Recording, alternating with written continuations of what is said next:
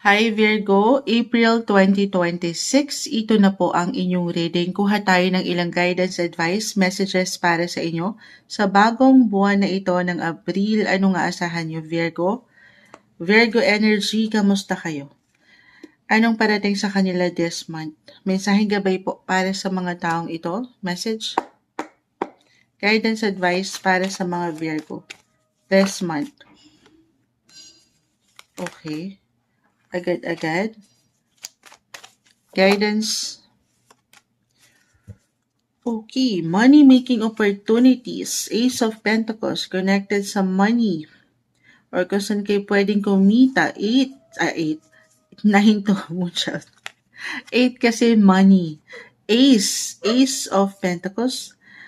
9 of Pentacles, merong growth. Patuloy na, sign of abundance. Ayan o. Sumasang-ayon ang mga doggies. Sign of abundance, card of success, i-claim na natin yan. Pero guys, ito kasi yung, kumbaga, this is something na patuloy na magmumula sa inyong pagsisikapan, pinaghihirapan, yung mga halamanan na inyong dinidiligan. Kailangan may pagdilig. Araw-araw, kailangan diligan yung mga gusto nyong mag-grow. Okay? So, patuloy lang kayo. Kasi ito na yung resulta, guys, yung outcome. So, another reminder muna tayo, Virgo, na okay, bukod sa gabay, may dumaraan. Umaga-umaga tayo. Parang may pataho. Ay, sinong mahilig sa taho? Hindi. Bukod sa ito yung kondisyon, maaring kondisyon lamang ito ha sa inyong sitwasyon na kinakaharap or kakaharapin. Pero yung resulta, ito kasi yun. Resulta, yung outcome, of course, at the end of the day, wala po sa baraha. Okay? Still, everything is up to you. Ayan o. Everything is up to you, Virgo. So, patuloy ka lang. Mag-push, maniwala sa mga bagong simula. I see opportunity. It could be money-making opportunities, extra work for an extra income. Meron at merong money na papasok. Okay, hindi kayo mawawalan ngayong buwan. I-claim na natin yan. Pero tingnan muna natin yung ilang baraha na bumagsak pa. Ito tayo. So, very normal. Lahat tayo may laban sa buhay na kinakaharap. Or a reminder, guys, ito na. Okay. So, nasimulan natin sa usaping pera. Maaring kaakibat nito yung ilang messages. Kung meron kayong, eto kasi yung tension guys, conflict, straightforward, hindi nyo kailangan laliman or ano paman. Kung merong misunderstanding or walang clarity or nagiging malabo ang mga bagay pagdating po sa saan kayo kumikita or anything in regards finances. Okay. Ito kasi baka maaring nabigyan nyo na to ng action eh. In a way, meron kayo nabigyan ng aksyon, desisyon, itong mga nakalipas. Si Mercury kasi yung planet ruler nyo. Baka, ito yun, I feel na kailangan kong mabanggit. Mercury, it's all about communication, transportation, andito rin yun, travel, technology, at connected sa money if ever umaangat dito, baka merong mag-pop up dyan out of the blue. Tayo po ay general message, Virgo, na maaring meron kayo hindi nakita, napuna, na maring nangyari niya to for some. Tayo po ay general message. And this time, baka merong balita, informasyon na umangat or dumating sa inyo na mayroon palang ganun.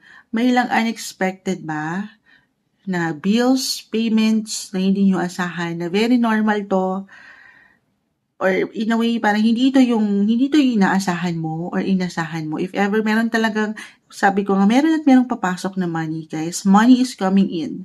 May growth.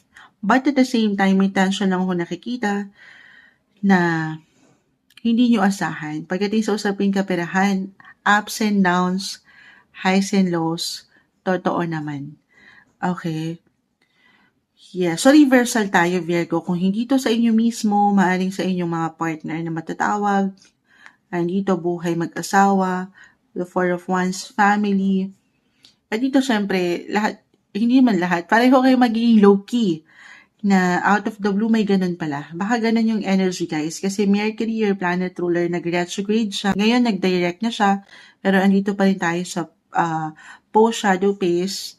So, medyo parang kulang sa clarity. May nagiging malabo or naging malabo sa inyo na ganun pala yung nangyari or may ganito pala. Parang ganon. Hindi ito yung inaasahan mo. Or kung merong katagalan, may hihintay kayo kasi nga may perang papasok, sabi ko, baka magkaroon lang ng ilang delays or hindi siya dumating sa inaasahan nyo. Ganun yung energy, guys. Or kung hindi pa to, kumbaga wala kayong something ka na pagdating sa pwede kasi mga pinurchase nyo to, guys, mga binili nyo, or mga transaksyon na pinagdaanan nyo nitong nakalipas na linggo, and this time may magpa-pop up, baka may tension, meron kayong merong ma-reveal, dito mabuksan yung liwanag, yung impormasyon na ganun pala yun. Okay, at dito kailangan ng extra energy nyo, money, physically, emotionally. So, ganun po. Sana nakukuha niyo si Moonshag kasi connected to sa past, si Six of Cups. Kumbaga nangyari na. Pero kung mangyayari pa lang, maybe a reminder ito for some of you na ano man yung transaksyon na gagawin nyo this month, April tayo, maybe a reminder to take it easy. Huwag kayo magmamadali. Okay, very important. Get more information, research. Kailangan nyo magtanong sa someone expert, especially if this is something major, big decision para sa inyo. Ay gawin yun. Okay, kahit sa mga lang to, simpleng bagay guys, hindi nyo kailangan laliman, ano pa man. Pero ang kagandahan, sabi ko nga una pa lang, merong growth. So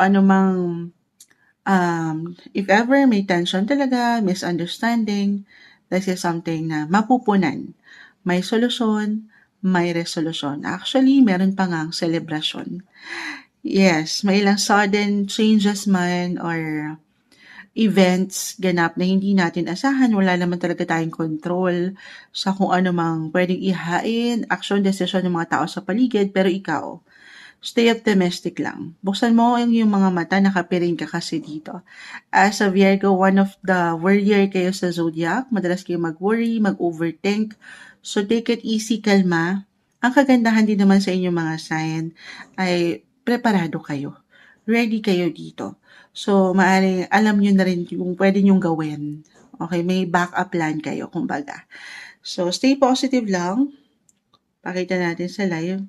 And let things flow naturally. Huwag niyong bigyan ng control. Na hindi naman kayo nagpapaubaya lang. I mean, dapat alam niyo rin yung deserve nyo. Okay, kung anong kailangan nyong gawin. Remain flexible, guys. Adaptable. Very flexible sign naman kayo. So, this is something hindi natin nakikitaan ng masamang tinapay or anumang malalim na problema. Ganun yung energy. Other messages sa mas lighter and love. Ayan, may celebration sa family or sa connection, love life, umaangat, maaring may manumbalik or may mag-flashback, throwback yung energy kahit sa simpleng emosyon, may ganun ba? May manunumbalik. Parang nostalgic yung energy. Especially connected sa home, sa family, kung sino ka growing up. Kahit over the net, baka may connection, reconnection. Hi and hello. Ganyan. Yes, may pagbabalik. Or may travel. It doesn't matter kung ito ay short, long distance travel. Baka andito na rin yung plano para if ever meron kayong kinakaharap na tensyon, ito maybe a reminder lang na huminga-hinga. Baka ito yun sa paraan nyo. Hinga muna sa ilang ganapan na naging malabo or maging malabo. Totoo naman, kapag medyo nakakapag-recharge tayo, nakakapag-reset tayo ng enerhiya, nakakapahinga ang iyong isipan, dyan aangat yung kaliwanagan. So kung kailangan mo munang, sa inyong paraan ha, kung saan kayo marirefresh, marirecharge, or ano pa man, makapagpahinga, gawin yon, pahintulutan ng sarili. Kasi dyan kayo makabuo ng mas merong tatag, may klarong desisyon, mas maliwanag. Okay. Ganun yung energy, guys. May ilang demands man sa paligid, but this is something na mapangahawakan nyo. Malalagpasan. Okay, tiwala lang. Huwag mainip, huwag magmamadali, samahan ng patuloy na dasal yung bawat transaksyon or pwedeng pagdaanan nyo this month. Ito yung umangat na guidance advice messages para sa inyo. Mensaheng gabay lamang po. Virgo.